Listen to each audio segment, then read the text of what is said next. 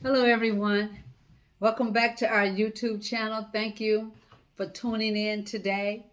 And thank you for subscribing. And listen, if you like what we're sharing in these YouTube videos, please give us a thumbs up. And if you haven't subscribed, today would be a good day to subscribe to our YouTube channel. And thank you to everyone that's been sharing these videos with others. Thank you so much. Thank you for coming in and viewing these videos. We don't take it for granted. It's appreciated that you come and hear what we have to say on this YouTube channel.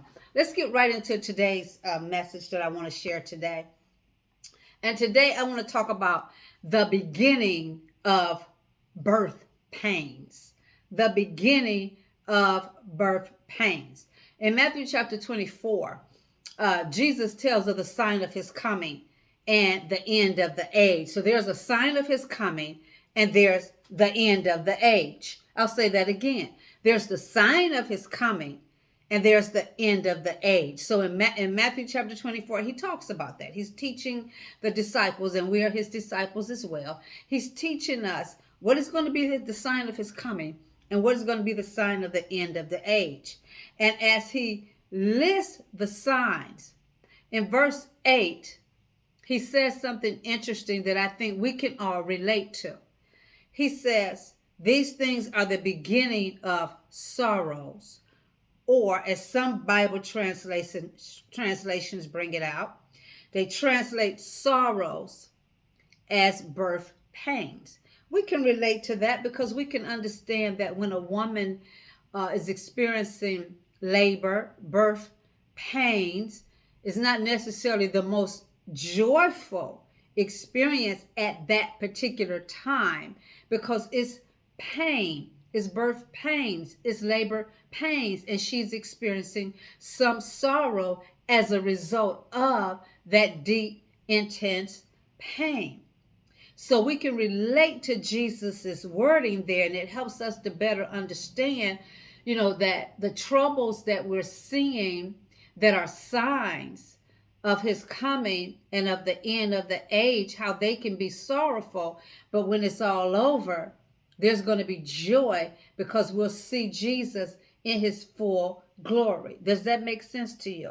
So we can understand his terminology about the birth pains.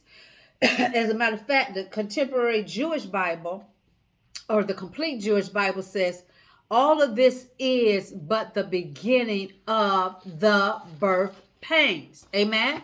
So the beginning of the pain, the trouble, the sorrow. And in Matthew 24, Jesus lists what those things are. What are the signs giving birth to?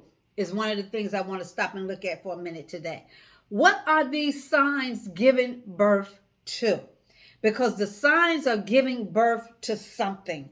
And we are in those birth pains right now, aren't we? We're at the beginning of those birth pains, or some would say that we're towards the end of the age.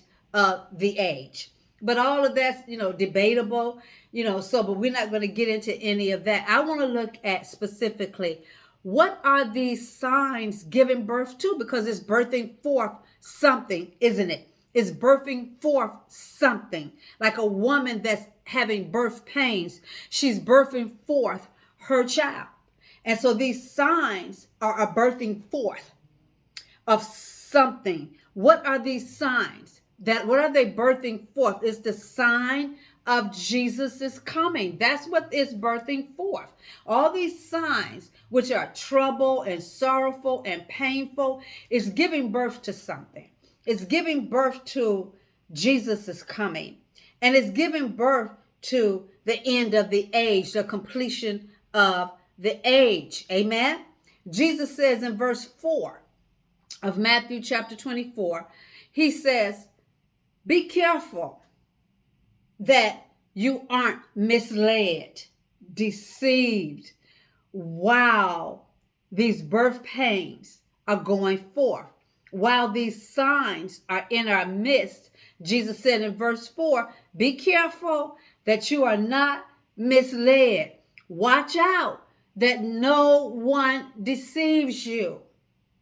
We're currently now living in an era or a period of time that we must pay attention. We must be attentive to things that are occurring around us in our, immediate space, uh, in our world, in our society, in this nation, in our neighborhoods, in our communities, at work, when we're out and about living our daily lives. Listen, when we're out and about living our daily lives, we must be attentive.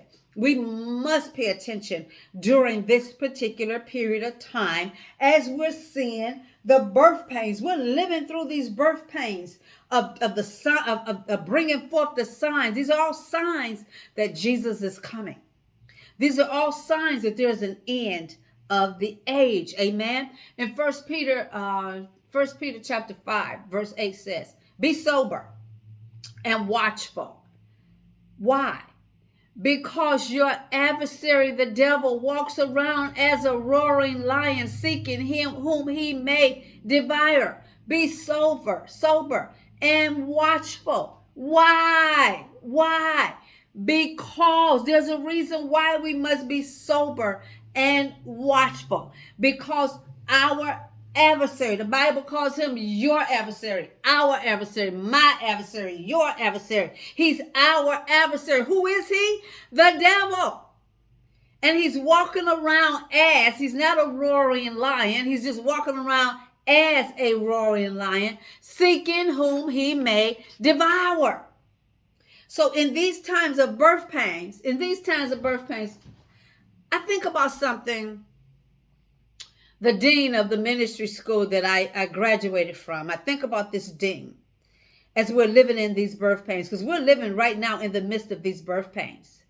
And so, as I look at how things are happening and the things that are being done and all the division and hatred and anger and all the murders and all the killings and just all the sad things that are taking place, the war, in Ukraine, just all these different things that are just really sad and they're sorrowful. The earthquakes and the tornadoes and people's homes being torn apart and people losing their homes and the devastating fires and the devastating floods and all these things, the pandemic and all these sorrowful things that we're having to live through. I think about something that the dean of the ministry school that I graduated from, something that he used to tell us all the time.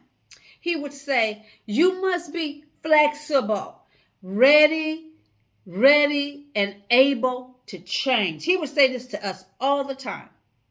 Flexible. You must be flexible, ready, and able to change. Pliable. Be able to bend, be able to be influenced when it's necessary. And he would say, pay attention to detail or you can get somebody hurt.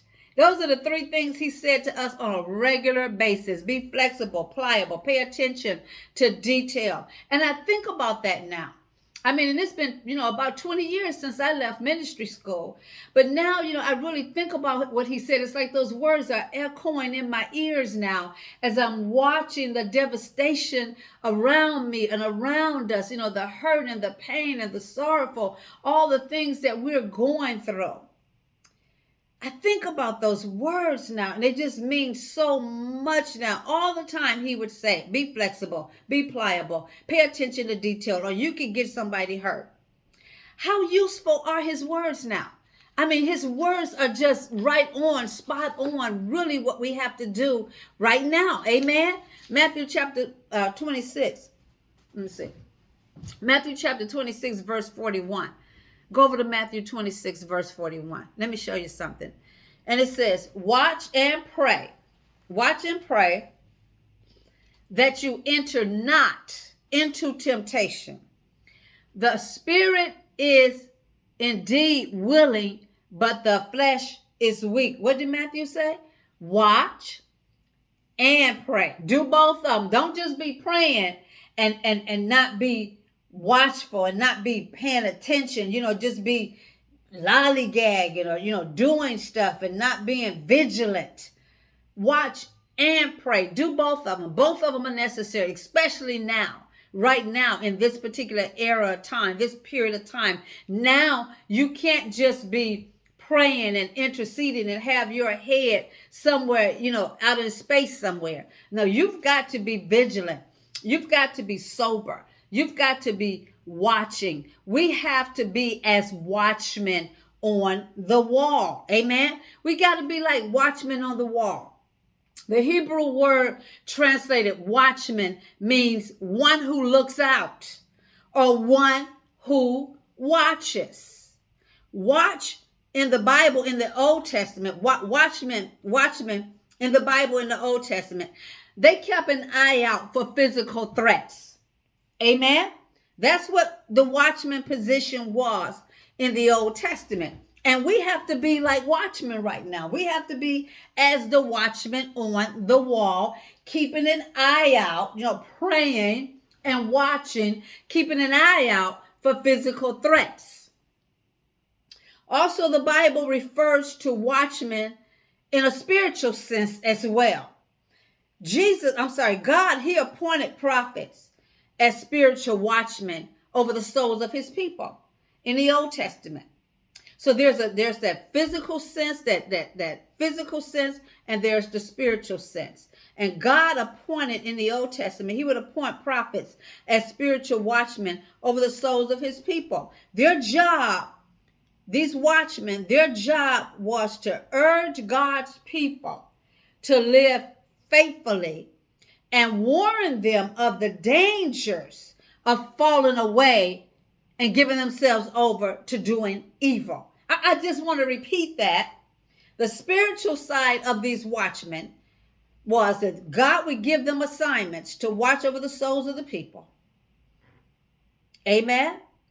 And their job was to urge the people to stay faithful, urge the people to live faithfully, and warn them of the dangers of falling away and doing evil.